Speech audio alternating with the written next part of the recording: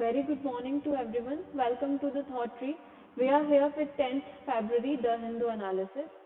Our prelims question of the day is, with reference to ancient India or ancient history, Bhavbhuti, Hastimala and Shemeshwara were famous. Bhavbhuti, Hastimala and Shemeshwara were known for, options are Jain monks, playwrights, temple architect और philosophers. ये जो तीन नाम ancient history में देखने को मिलते हैं हमको एंशियंट इंडिया की हिस्ट्री में, तो ये प्रीवियस ईयर क्वेश्चन भी है, प्रीलिम्स में पूछा गया है. आपको ये बताना है ये जो तीन नाम है ये किस रीजन से जाने जाते हैं, यानी ये कौन है.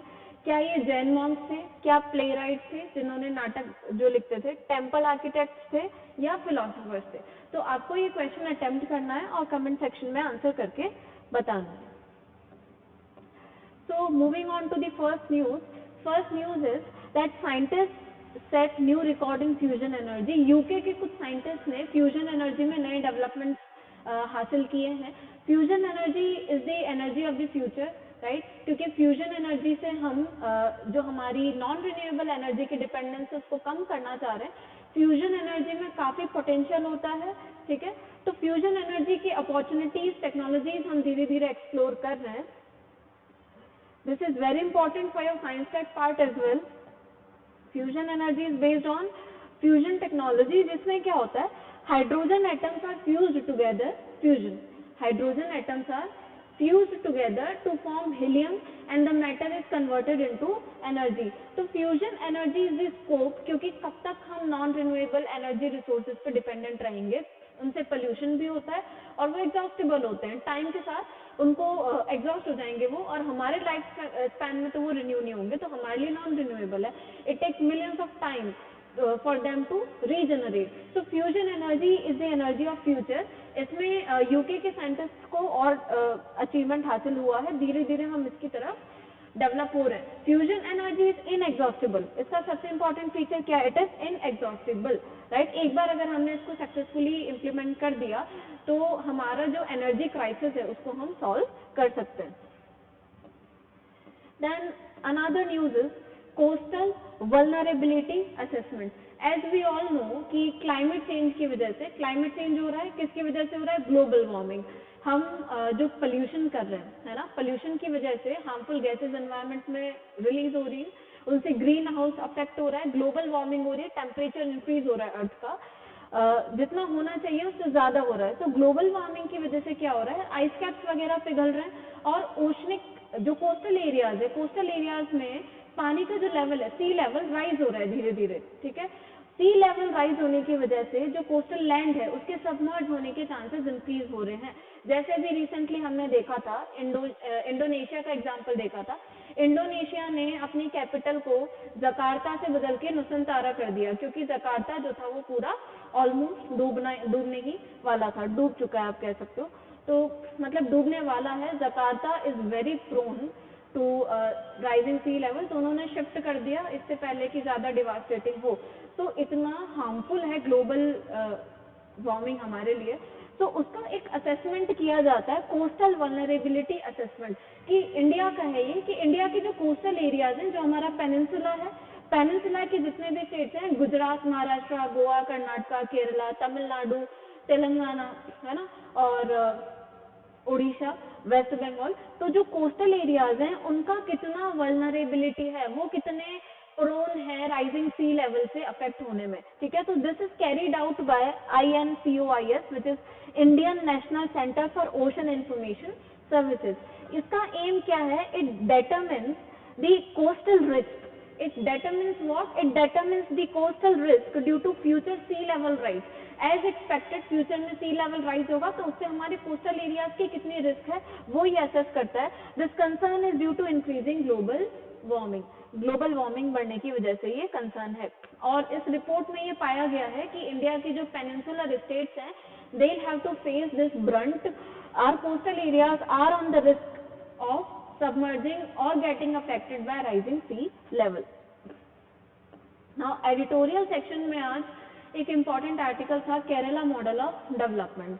दो स्टेट्स इंडिया में जिनके मॉडल्स को साइट किया जाता है as a model of development, जैसे गुजरात मॉडल का नाम आप सबने सुना होगा और एक केरला मॉडल। गुजरात मॉडल ने इंफ्रास्ट्रक्चर पे ज्यादा फोकस किया, सोशल इंडिकेटर्स में थोड़ा सा पीछे, और केरला मॉडल ने सोशल इंडिकेटर्स पे काफी काम किया, जैसे ह्यूमन डेवलपमेंट इंडिकेटर्स की जो परफॉर्मेंस है केरला में इट इज एक्सेप्शनल, लेकिन वहाँ पे इंफ्रास्ट्रक्चर पे अभी कमी है। तो यहाँ पर केरला मॉडल के कुछ प्रोज एंड कॉन्स को एनालाइज किया है ऑथर ने, ये हम देखते हैं क्या है। तो केरला मॉडल पे जो डिबेट ये है कि can such impressive levels of human development indicators be achieved without a correspondingly high level of income. Kerala model में क्या है, जैसे आपने देखा होगा जितने भी ह्यूमन डेवलपमेंट इंडिकेटर्स हैं, एडुकेशन हो, मतलब लिटरेसी रेट्स हो, फीमेल सेक्स रेशो हो, female participation in the workforce हो, या मैटरनल मोर्टेलिटी रेट हो, इन्फेंट मोर्टेलिटी रेट हो, जितने भी ह्यूमन डेवलपमेंट इंडिकेटर्स हैं, ह्यूमन डेवलपमेंट इंडिकेटर्स में Kerala has been on the top, है ना, since a long time. So लेकिन केरला में ये डिबेट चल रही केरला मॉडल की कि क्या ये जो आपने डेवलपमेंट किया इसको आप ज्यादा टाइम तक सस्टेन कर पाओगे without a corresponding high level of income. आपकी इनकम जनरेशन उतनी नहीं हो रही है, लेकिन आप सोशल इंफ्रास्ट्रक्चर पे काफी इन्वेस्ट कर रहे हो। अब ये इनकम जनरेशन वाला पॉइंट क्या है ये हम देखते हैं। केरला, जैसे आपने देखा होगा जितने भी जो दूसरी कंट्रीज में नर्सेस वगैरह हैं, आपने मूवीज में भी देखा होगा, nurses are generally from Kerala. तो हम हमारा जो अनएम्प्लॉयमेंट है उसको एक्सपोर्ट कर रहे हैं, हम बाहर एम्प्लॉयमेंट ढूंढ रहे हैं, particularly in the case of Kerala. Kerala से अनएम्प्लॉयड लोग बाहर जा रहे हैं इंडिया के, वहां उनको एम्प्लॉयमेंट तो मिल रहा है, लेकिन हम उनसे जो इनकम मिल रही है हमको, जिनको हम रेमिटेंसेस बोलते हैं, जब हमारे नेटिव्स बाहर से हमारे इनकम भेजते हैं, रेमिटेंसेस जिनको हम बोलते हैं, तो केरला की जो अर्निंग है ना रेमिटेंसेस पे सबसे ज्यादा है। यानी केरला की खुद के स्टेट में इतनी इनकम जनरेट नहीं हो रही जितनी इनकम रेमिटेंसेस से मिल रही है। अब रेमिटेंसेस से मिलने वाली इनकम तो फ्लक्चुएटिंग हो सकती है ना, इम्पैक्ट कर सकती है हमारी इकोनॉमी को, केरला की इकोनॉमी को। तो क्या सिर्फ रेमिटेंसेस के बेसिस पे आप इस मॉडल को सस्टेन कर पाओगे? नहीं कर सकते। तो आपको अपने स्टेट में डोमेस्टिक इनकम जनरेट करने के लिए इंफ्रास्ट्रक्चर को डेवलप करने की जरूरत है। This is the debate, right. Now what to do, कर क्या सकते हैं अब इस केस में हम, developing higher education hubs. Kerala के लिए ऑथर ने ये सजेस्ट किया है कि केरला एजुकेशन में तो अच्छा परफॉर्म कर ही रहा है, लेकिन पर्टिकुलरली अगर हायर एजुकेशन के हब्स को केरला और डेवलप करता है, particularly in the field of biology, है ना, marine biology and digital technology, तो उससे क्या होगा, एक सेंटर बन जाएगा वो टर्शरी एजुकेशन का। और सेंटर बनने से क्या होगा, स्टूडेंट्स आएंगे, टीचर्स आएंगे, इंफ्रास्ट्रक्चर डेवलपमेंट होगा, रिसर्च एंड डेवलपमेंट होगा, तो उससे इकोनॉमिक एक्टिविटीज जनरेट होंगी एंड इनकम जनरेट होगी। तो this is one way by which Kerala model can be revitalise, है ना, by enhancing the higher education hubs in Kerala. अच्छा, Kerala is also a very advanced state in digital technology, तो उसके through भी आप income generate कर सकते हो। दूसरा, केरला में हेल्थ इंफ्रास्ट्रक्चर को और इंस्टीट्यूशनलाइज करने की जरूरत है और डेवलप करने की जरूरत है, क्योंकि पैंडेमिक के टाइम पे देखा गया कि केरला का health infrastructure was not very successful despite showing very good performance in all human development indicators। हमेशा केरला में हेल्थ की परफॉर्मेंस भी अच्छी रही है, लेकिन पैंडेमिक के टाइम पे मैनेजमेंट वाज नॉट प्रॉपर, है ना, resulting in very high death rate. So health infrastructure को वहां और इम्प्रूव करने की जरूरत है। दूसरा, Kerala is very rich in ecology, biodiversity, लेकिन थोड़ा फ्रेगमेंटेड है, फ्रेजाइल है, मतलब प्रॉपर प्रोटेक्शन नहीं हम प्रोवाइड करा पा रहे हैं केरला की इकोलॉजी को। तो केरला की ecology has to be balance, restored. वहां पे हमको एक प्रॉपर इंस्टीट्यूशनल फ्रेमवर्क की जरूरत है which can protect the ecosystem there, because it is still fragile, right, but rich. Ecological balance needs to be restored to avoid frequent floods. अच्छा, आपने देखा होगा केरला फ्लड्स के बारे में भी सुना होगा, सच अ डिवास्टेटिंग फ्लड्स। तो केरला में though we have rich flora, fauna, but we need to protect, we need to revive, we need to restore the balance, the ecological balance in the state. So these were some issues and solutions highlighted in the article. Then another news was, ये एक political news थी, so news as such is not important, लेकिन ये concept हमारे लिए important हो जाता है। न्यूज थी कि कांग्रेस का जो यूपी मैनिफेस्टो है उसमें उन्होंने प्रॉमिस किया कि हम फार्म लोन वेवर देंगे, तो हमारे लिए इम्पोर्टेंट क्या है, what is farm loan waiver. जब फार्म सेक्टर में फार्मर्स ने जो लोन दिए थे उनको वेव ऑफ कर देंगे कि अब आपको पे करने की जरूरत नहीं पड़ेगी, है ना। तो क्या ये गुड है लॉन्ग टर्म के लिए? नहीं, हमको ये एनालाइज करना है। Farm loan waiver political solution तो है, एक पॉलिटिकल स्टैंड है, पॉलिटिकल गेम है, वोट बैंक पॉलिटिक्स तो है, लेकिन इकोनॉमी के लिए अच्छा है नहीं है। फार्म लोन वेव करने से क्या होगा, आज अगर फार्मर्स रीपे नहीं कर पा रहे, आपने वेव कर दिया लोन, लेकिन इट डज नॉट गारंटी कि अगली बार फार्मर्स पे कर पाएंगे। लोन तो बार बार लेना पड़ेगा ना इन्वेस्टमेंट करने के लिए। So farm loan waiver is not the solution. Long term के लिए ये इकोनॉमी के लिए और ज्यादा डिवास्टेटिंग हो सकता है। It makes farmers dependent, farmer को डिपेंडेंट बना देता है ना। आप कैपेबिलिटी एनहांस करने की जगह सीधा लोन, फार्म लोन वेव करने की बात कर रहे हो। आज इंडिया के एग्रीकल्चर में हमको स्ट्रक्चरल रिफॉर्म्स की जरूरत है। अगर फार्मर की इनकम अच्छी होगी तो वो लोन रीपे कर पाएगा। तो हमको इनकम जनरेट करने पे ध्यान देना है, स्ट्रक्चरल रिफॉर्म्स पे ध्यान देना है जो फार्मर को अपनी इनकम डबल करने में हेल्प कर सके। It makes farmers dependent and mutes the scope of structural development in the agricultural sector. So farm loan waiver is not the solution. Instead of loan waivers, structural reforms are needed to double farmers' income. Agriculture हमेशा से life में रहता है, particularly in India. तो loan waiver की जगह हमको structural reforms करने की जरूरत है ना। अब देखो स्ट्रक्चरल रिफॉर्म से हमारा क्या मतलब है, कुछ स्ट्रक्चरल प्रॉब्लम्स होती है, जैसे अभी जो एपीएमसी मंडीज की प्रॉब्लम्स हैं, वहां पर फार्मर्स का एक्सप्लॉयटेशन होता है, ठीक है, तो उसमें कुछ रिफॉर्म्स किए गए हैं। दूसरा, ई नाम लाया गवर्नमेंट ने, electronic national agriculture market which facilitates online buying and selling. E Rakam लाया जिसके थ्रू फार्मर्स को डायरेक्ट बेनिफिट ट्रांसफर मिलेगा, उनका जो भी सेल हुआ है उसका तो अकाउंट में आएगा। So it eliminates intermediaries. ये जो इंटरमीडियरीज थे, बिचौलिए जिनको हम बोलते हैं, सिंस एंशिएंट टाइम्स बिचौलियों की प्रॉब्लम इंडिया में है, तो इंटरमीडियरीज को हटाने के लिए ही फार्म बिल लाए गए थे। अनफॉर्चुनेटली अभी इम्प्लीमेंट नहीं हो पाए, लेकिन कुछ स्टेप्स किए गए जैसे ई रकम, ई नाम। इससे क्या होगा, बिचौलियों की जो प्रॉब्लम है, इंटरमीडियरीज की जो प्रॉब्लम है, ये लॉन्ग ड्रॉन स्ट्रक्चरल प्रॉब्लम थी, इसको हटाने से फार्मर को डायरेक्ट इनकम जनरेट होगी, राइट। तो ऐसे कुछ स्ट्रक्चरल रिफॉर्म्स की हमको जरूरत है, जैसे लैंड रिफॉर्म्स, लैंड फ्रेगमेंटेशन की प्रॉब्लम को सॉल्व करना, मैकेनाइजेशन लाना एग्रीकल्चर में, सो दैट ये जो agriculture sector which is still around 40% agricultural जो सेक्टर है वो एम्प्लॉयमेंट जनरेट करता है। हमारी पॉपुलेशन ऑलमोस्ट 40% अभी भी एग्रीकल्चर पे डिपेंडेंट है एम्प्लॉयमेंट के लिए। सो उसका कंट्रीब्यूशन जीडीपी में हमको इंक्रीज करना है, right. So loan waiver is not the solution.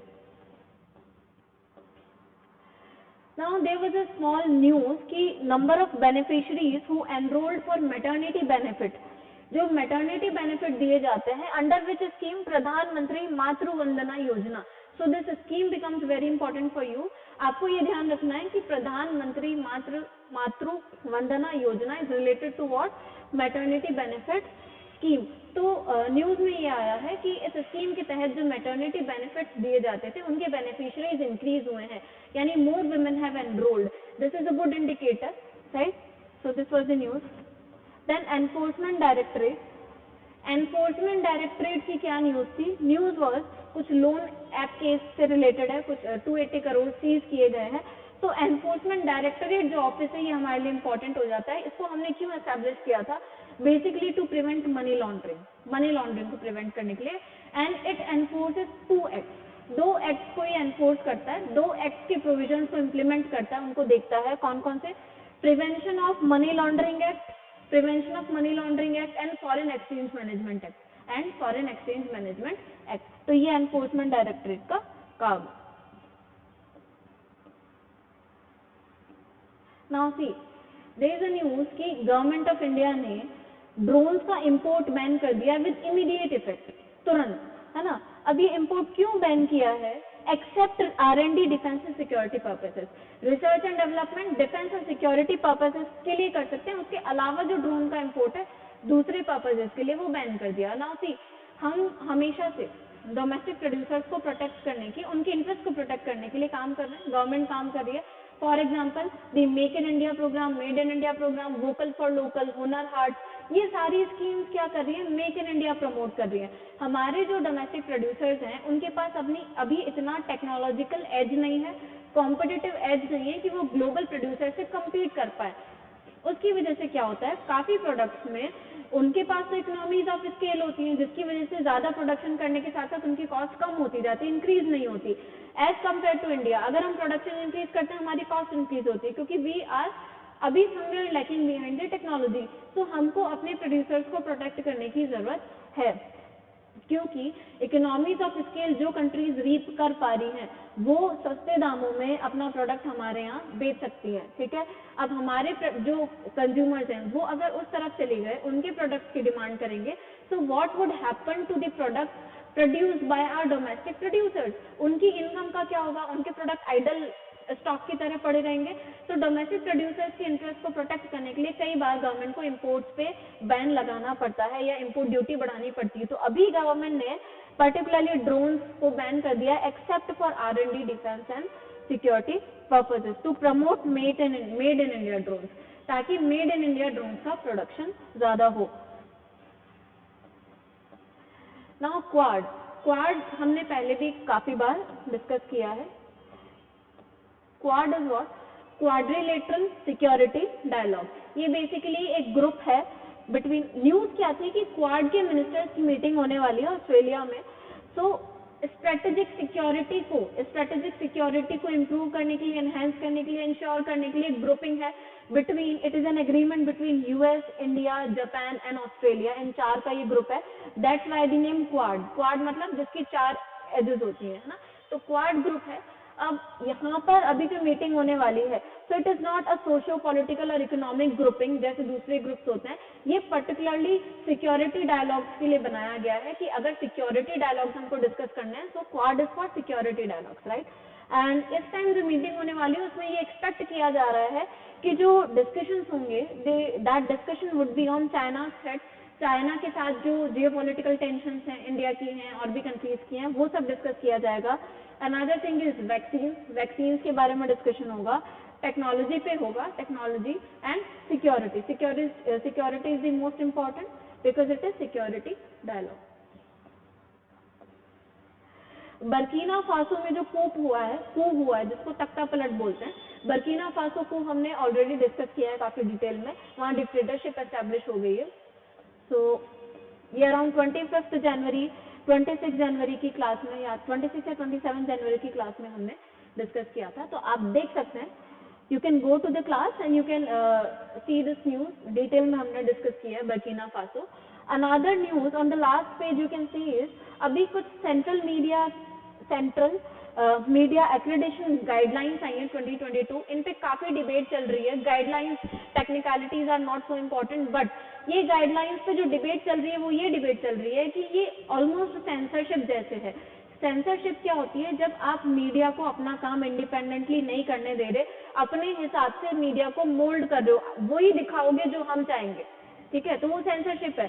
Censorship किसी भी कंट्री की लिबर्टी के लिए, डेमोक्रेसी के लिए, फ्रीडम के लिए थ्रेट है, क्योंकि डेमोक्रेसी में लोगों को राइट है ये जानने का कि वाकई में देश में क्या हो रहा है। अगर आप सेंसरशिप जैसा कुछ लेकर आते हो तो उससे मीडिया अफेक्ट होगी, मीडिया अफेक्ट होने से ज्यादा लोग अफेक्ट होंगे, ठीक है। डेमोक्रेसी को इंश्योर करने के लिए एक तो ऑपोजिशन की जरूरत होती है, जब ऑपोजिशन स्ट्रांग होगा तो सेंट्रल गवर्नमेंट की जो सेंटर में जो भी पार्टी है उस पर प्रेशर होगा कि वो सही काम करे। ऐसे ही दूसरा जो पिलर है डेमोक्रेसी को इंश्योर करने का वो मीडिया है। अगर मीडिया की फ्रीडम छीन ली जाएगी तो democracy would be under threat. तो अभी ये डिबेट चल रही है कि ये जो सेंट्रल मीडिया एक्रेडिशन गाइडलाइन आई है which outlines conditions for withdrawal of accreditation of journalist. Accreditation क्या होता है, कुछ स्टैंडर्ड सेट होते हैं, उसके अकॉर्डिंगली आप काम कर रहे हो यानी उसकी रेटिंग की जाती है। तो एक्रेडिशन की विड्रॉल की कुछ गाइडलाइंस दी है कि जो जर्नलिस्ट हैं उनका एक्रेडिशन आप विड्रॉ कर सकते हो, ऐसी कुछ गाइडलाइंस है। तो वो गाइडलाइन कम और सेंसरशिप ज्यादा लग रही है। This is the debate is supposed to act prejudicial to the country's security। ये माना जा रहा है कि it would be prejudicial to country's security।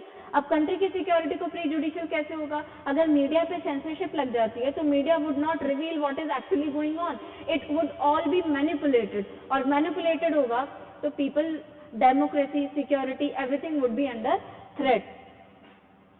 They serve as a censorship. ये माना जा रहा है कि ये जो गाइडलाइंस हैं ये सेंसरशिप की तरह काम कर रही हैं। इसीलिए ये एक रिपोर्ट है, रिपोर्ट को हमने पहले भी डिस्कस किया है।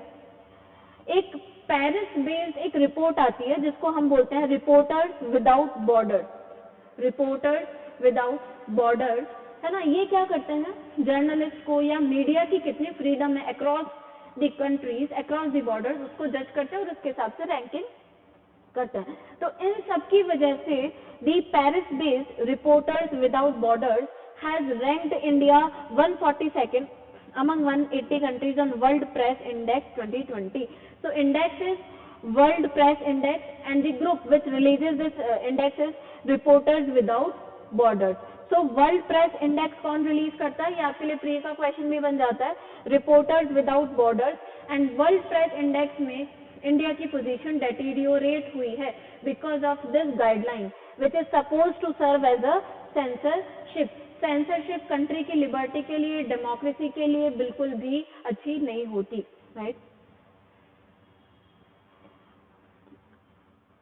न्यूज आज के लिए इतनी ही थी, बाकी कैपिटल एक्सपेंडिचर और इन सब पे जो पॉलिटिकल न्यूज आ रही है तो वो हमारे लिए इम्पोर्टेंट नहीं है। कैपिटल एक्सपेंडिचर और जो दूसरे गवर्नमेंट के इनिशिएटिव्स हैं इस साल बजट में जो आए हैं, इकोनॉमिक सर्वे में जो आए हैं, वो हम डिटेल में कवर कर रहे हैं। इकोनॉमिक सर्वे के वीडियोस आपको अपने हमारे चैनल पर मिल जाएंगे। अगर आप नए हैं चैनल पे तो आप सब्सक्राइब कर लीजिए। फ्री एनालिसिस आपको हर चैप्टर का बहुत ही डिटेल में एंड रेलेवेंट एनालिसिस मिल रहा है, अपलोड हो चुके हैं videos, so you can subscribe and you can reap the benefit. अब हम देखते हैं इस क्वेश्चन का क्या आंसर होगा। सी, ये इसी साल के प्रीलिम्स में क्वेश्चन आया हुआ है एंड बहुत ही कंफ्यूजिंग है। अगर आपको नहीं पता ये नाम तो आप नहीं इसमें से चूज कर सकते, they are very close options. आपको लगेगा या तो ये जैन हॉन्ग्स होंगे या ये फिलोसफर्स होंगे, है ना, लेकिन the correct answer is play right, play right. Bhavabhuti का नाम तो आपने सुना होगा, तो अगर आपको हस्तिमाला और क्षेमेश्वर का नाम नहीं भी पता तो आप भवभूति से अंदाजा लगा सकते थे। Very famous Sanskrit play right, बहुत फेमस है। Bhavabhuti is a play right जो नाटक लिखते हैं, है ना, प्ले राइट। तो आप you can easily derive the answer even if you know this one name only, Bhavabhuti. So ये तीनों जो थे ancient time में they were known for their they were known as famous playwrights, they were famous playwrights. So second is the answer of this question. So that was it for today's analysis. अगर आपको इसका PDF चाहिए तो आप Telegram channel से download कर सकते हैं, टेलीग्राम पे जो द थॉट ट्री का चैनल है। और इकोनॉमिक सर्वे के हर चैप्टर की डिटेल एनालिसिस के लिए आप प्लीज सब्सक्राइब कीजिए, आपको सारे वीडियोस वहाँ मिल जाएंगे। एंड आई होप आपको समझ आ रहा होगा द हिंदू का एनालिसिस। अगर आ रहा है तो please do like us, share us and subscribe. Thank you, have a very great day. Thank you.